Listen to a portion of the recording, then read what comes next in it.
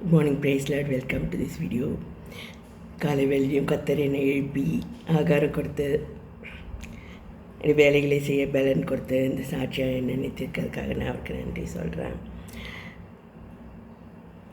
நான் கர்த்தர் என்னை எச்சரித்து ரட்சித்து அவருடைய ஆவின் வரங்களை கொடுத்து ஊழியக்காரியாக இந்த ஊரில் எனக்கு கொண்டு வந்திருக்காவிட்டா கண்டிப்பாக நான் தெருவிலேயே தலை காட்டியே இருக்க முடியாது. அந்தளவுக்கு மோசமான பாவஜீவியத்தில் நான் விழுந்திருக்கக்கூடிய சூழ்நிலை கண்ணிகள் என் காலருகே வைக்கப்பட்டிருந்தது.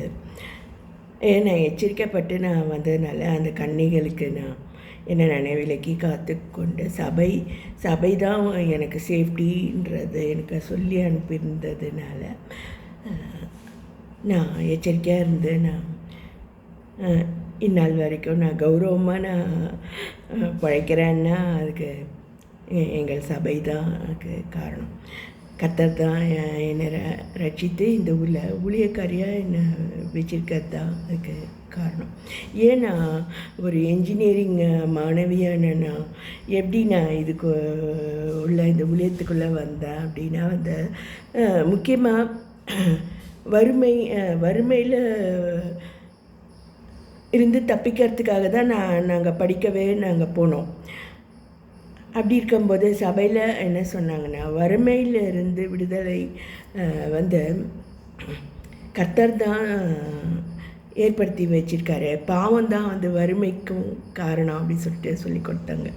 ஸோ நான் என்னுடைய வீட்லேயும் நான் அதை பார்த்தேன். பாவம் செஞ்சால்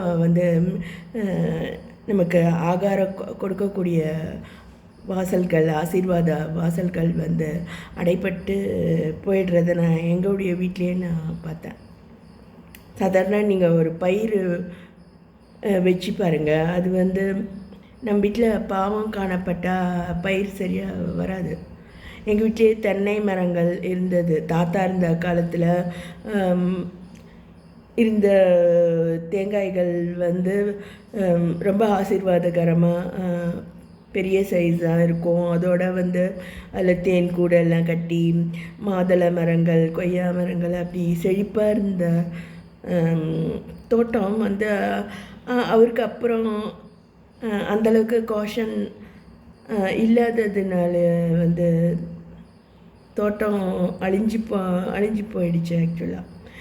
ஸோ அதுபோல் நமக்கு வரக்கூடிய ஆகார வாசல்கள் ஆசீர்வாத வாசல்கள் பாவத்தின் நிமித்தம் அடைப்பட்டு போயிடும். ஸோ வறுமையில் இருந்து தப்பிக்கணுன்னா நமக்கு அறியாமையிலேருந்து தப்பிக்கணும். அதோட இப்போ நிறைய வழிகள் கர்த்தர் தான் ஏற்படுத்தி வராருன்னு நான் சொல்வேன். எஜுகேஷன் அவருடையது தான்.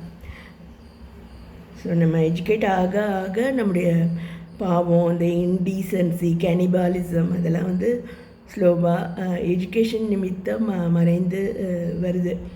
ஸோ அல்டிமேட்டாக கர்த்தர் தான் நம்மளை எல்லா நம்ம இடுக்கண்கள்லேருந்து நீங்களாக்கி ரட்சிக்க முடியுன்ற அந்த கன்விக்ஷன் வந்ததுனால நான் இந்த ஊழியத்தில் இருக்கேன்.